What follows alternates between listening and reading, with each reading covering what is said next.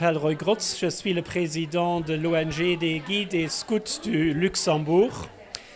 En fait, notre association est active dans le développement, c'est-à-dire surtout la formation professionnelle, et dans ce cas, avec FONES au Sénégal, dans la microfinance. Donc, c'est-à-dire, on recueille les dons au Luxembourg auprès de plein de bénévoles, des gens qui veulent donner quelque chose pour aider des gens dans les pays où on est actif. Toujours avec des partenaires guides et scouts. Comme ici au Sénégal, comme au Niger, comme en Bolivie et comme au Cap-Vert, on est actif. Qu'est-ce qu'on fait? Surtout, on supporte la jeunesse, les jeunes, afin qu'ils apprennent à se faire une vie, à s'éduquer, à être autonomes dans la vie. Et c'est logique par après de donner quelque chose, par après un prêt aux jeunes, mais aussi aux femmes, aux communautés de femmes. Comme on était ici, à Dakar, on a rencontré tous ces groupements de femmes qui se sont mutualisés, regroupés et qui sont cofinancés par notre partenaire qui est FONES, partenaire depuis une vingtaine d'années déjà. Notre association a commencé avec la construction du centre de formation professionnelle à Mboro en 1988. Donc voilà, et FONES maintenant, ça c'est une collaboration qui date d'une vingtaine d'années.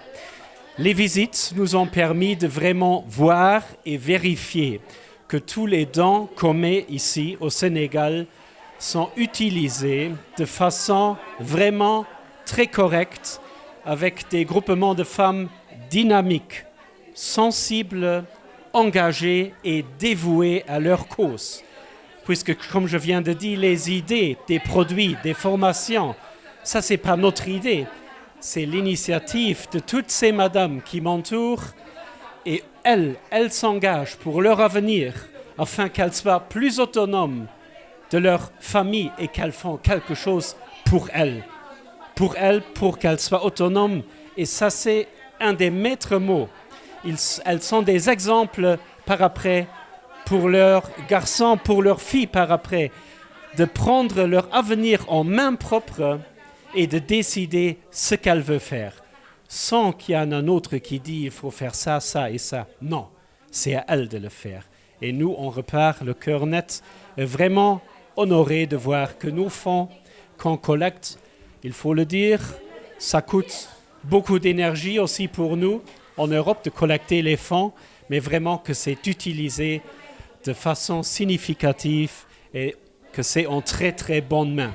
Je peux conclure que la microfinance qu'on fait ici, ça donne un macro-succès. Ce sont des doléances très concrètes, toujours aussi, doléance veut dire un appui financier qui est plus significatif. C'est clair que si on a des demandes comme ça, chaque euro que nous on collecte, l'État luxembourgeois met encore 4 euros de plus, donc on peut envoyer 5 euros ici. Mais il faut collecter ce fonds propre et ce n'est pas 1 euro, ce sont des millions d'euros qu'il faut collecter.